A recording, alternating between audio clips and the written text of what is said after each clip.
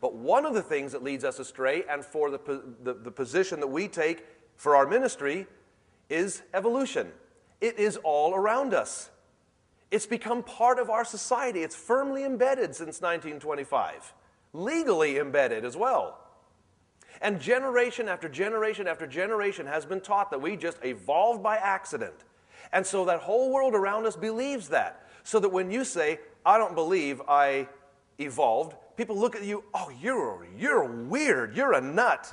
And especially if you say, you know what, I don't believe the earth is billions of years old, they'll say, did you check your brains at the door? I mean, everybody knows the earth is billions of years old. Everybody knows that. The most important event in all history to me was the cross of Jesus Christ. Because on that cross, he took the penalty of my sin. And because he went to that cross, I am eternally saved. And I will be with Jesus Christ when I die in heaven. That is the most important event in my past.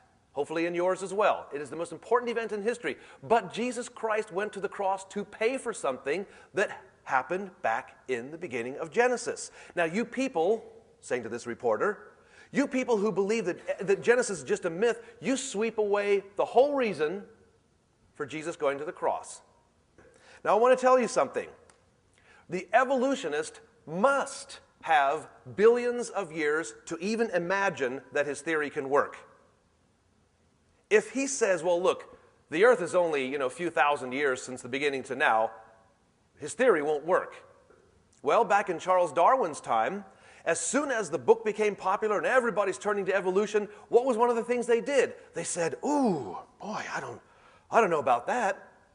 Billions of years? You mean science has proved that the earth is billions of years old? Oh, where do we find that in Scripture? So many people went back to Scripture and said, no, okay, now hang on now, and here Genesis, okay, day 1, day 2. No, where do we get that? Another group said, no, that's not what it means. Oh, here's what it means.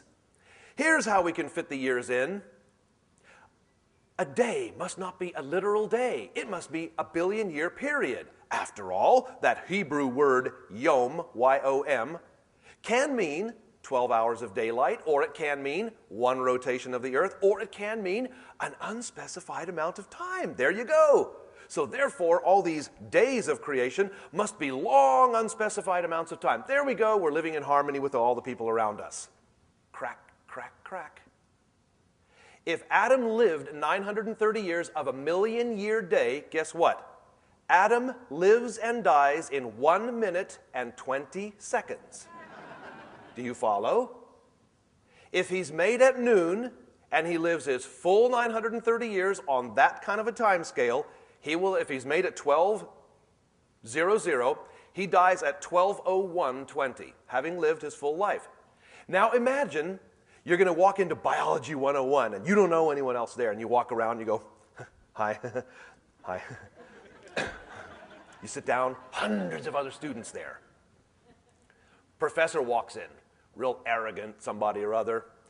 Yep, this is class on evolution. We're going to be studying how evolutionary processes over billions of years, blah, blah, blah.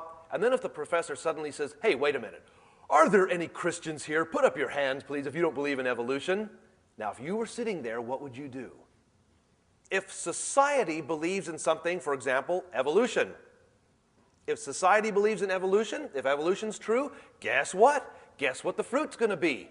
There's no meaning to your life.